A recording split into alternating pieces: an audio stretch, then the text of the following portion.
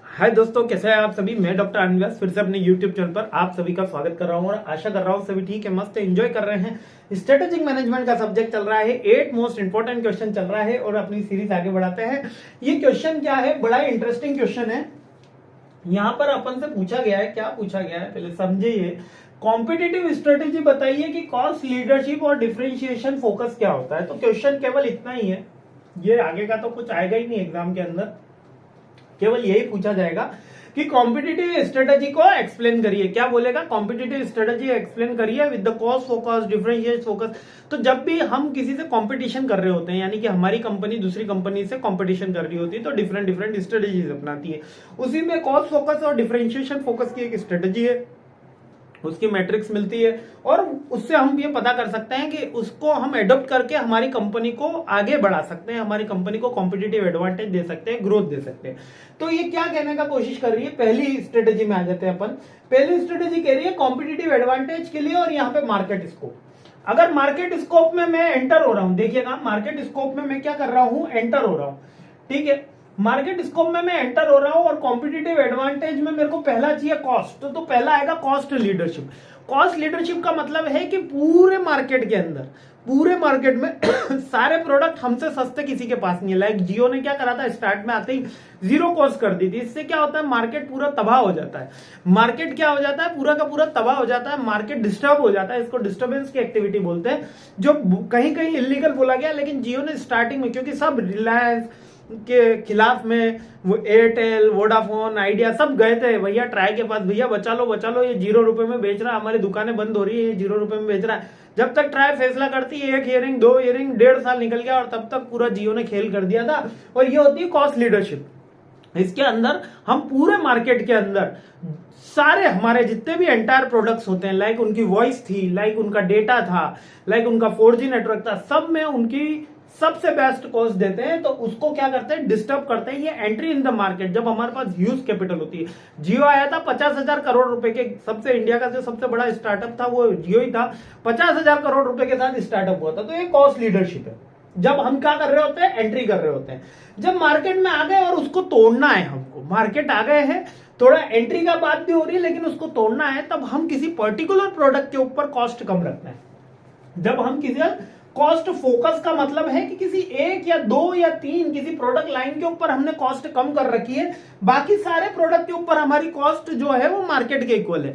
जैसे कि आप एक मिठाई की दुकान पे जाओगे, तो मैं बार बार एग्जांपल देता हूं, पोहे हो गए, समोसे हो गए, कचौरी हो गए, वो एकदम लो कॉस्ट पे बेचता है। 10 रुपए, 5 रुपए, 10 रुपए क्यों बेच रहा होता है? वो इसलिए बेच रहा होता है ताकि उससे क्राउड आए और वो उसकी मिठाई लेके जाए। जो मिठाई बिक रही है वो 400 रुपए, 500 रुपए किलो, 600 रुपए किलो जा रही है, जिसमें उसका 50% मार्जिन है। यानी कि 600 रुपए किलो पे वो 300 रुपए कमा रहा है। एक बेसिक सा फंडा समझो, सभी एमबीए के स्टूडेंट हो, वो 600 पे 300 कमा रहा है और वहां पर वो समोसे में 10 रुपए पे 5 रुपए कमा रहा है। तो 300 कमाने के लिए उसको बहुत सारे समोसे बेचने होंगे, है ना, 60 समोसे अप्रोक्स बेचने होंगे।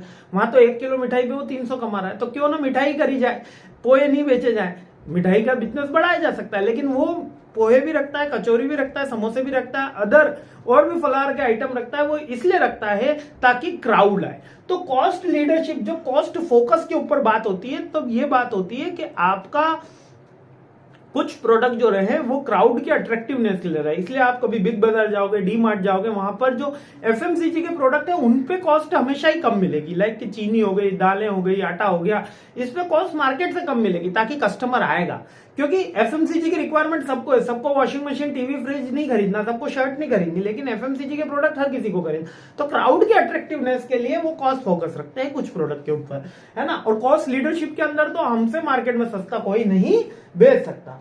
सेकंड जब आ जाता है, हमको डिफरेंशिएशन करना है लेकिन मार्केट में एंटर होना है। डिफरेंशिएशन करना है तो मार्केट में एंटर होना है, तब हम क्या करते हैं कि हम कंपनी को रिकॉग्नाइज यूनिक क्वालिटी देते हैं। हमसे अलग क्वालिटी कोई दे ही नहीं सकता। हम जो दे रहे हैं क्वालिटी, सारे प्रोडक्ट के ऊपर एक यूनिकनेस दे रहे होते हैं। ये होती है डिफरेंशिएशन। डिफरेंशिएशन स्ट्रेटेजी कब होगी, जब मार्केट में हमको एंटर होना होगा।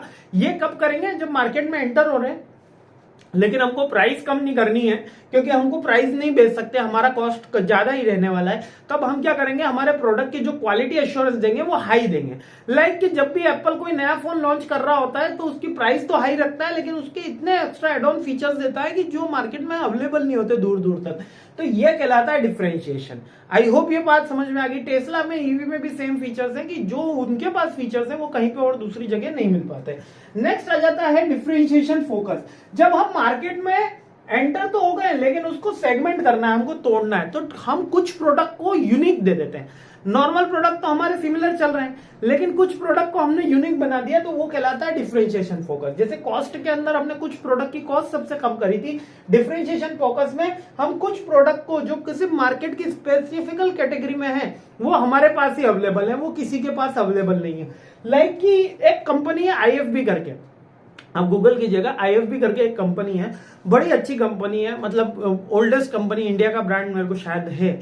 वो 4 साल की वारंटी दे रही है किसी भी electronic appliances, usually washing machine पे, है ना, वॉशिंग मशीन का मेरे को पूरा आइडिया। 4 साल की वारंटी दे रही है, यानी हाईएस्ट वारंटी वो क्लेम कर रही है।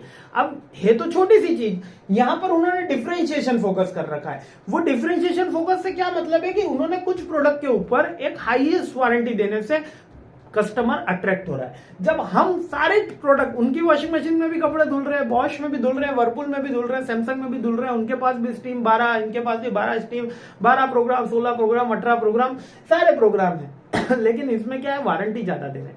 जब वो वारंटी ज्यादा दे रहे हैं, और एक और इसमें खास बात है उस कंपनी की, वो प्रोडक्ट का 10 साल तक का मेंटेनेंस के लिए, जो अगर कोई पार्ट्स खराब हो जाएगा तो आपको पार्ट्स अवेलेबिलिटी का एश्योरेंस दे रहे हैं।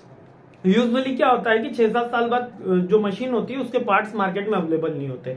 जब मार्केट में वो प्रोडक्ट के पार्ट्स अवेलेबल नहीं होंगे तो हमको क्या करना होगा, प्रोडक्ट सेल करना होगा। जैसे कि आज अगर कोई विंडो 98 की पार्ट्स लेने के लिए जाएगा कोई ओल्ड कंप्यूटर के, तो बहुत रेयर मार्केट में मिलते हैं। तो इससे क्या होता है, कंप्यूटर उसको चेंज ही करना पड़ता है, सेल ही करना पड़ता है, बट यहाँ नहीं करना पड़ेगा। ये IFB कंपनी क्या कह रही है, डिफरेंशिएशन फोकस कर रही है। कुछ प्रोडक्ट पे उसने इस तरीके की वारंटी निकाल दी, और डिफरेंशिएशन यानी पूरे मार्केट में उनके जैसा कुछ भी नहीं, कॉस्ट लीडरशिप हमसे सस्ता कुछ भी नहीं, और कॉस्ट फोकस, कुछ प्रोडक्ट के अंदर हमारी कॉस्ट सबसे कम है, और कुछ प्रोडक्ट में हम सबसे यूनिक प्रोडक्ट और क्वालिटी प्रोडक्ट अवेलेबल करा रहे हैं। ये होती competitive strategies, different kind of competitive strategies है। अच्छे से याद कर लीजिएगा, आप कौन सी अपनाते नहीं अपनाते ये अपना विवेक है, कंपनीज कौन सी अडॉप्ट करती है ये कंपनीज का आउटलुक है, लेकिन एक थ्योरी है जो एग्जाम में बार बार पूछी गई है, तो इसलिए अपन को पढ़ना जरूरी है। तो जय हिंद, खुश रहिए, मुस्कुराते रहिए, आगे बढ़ते हैं।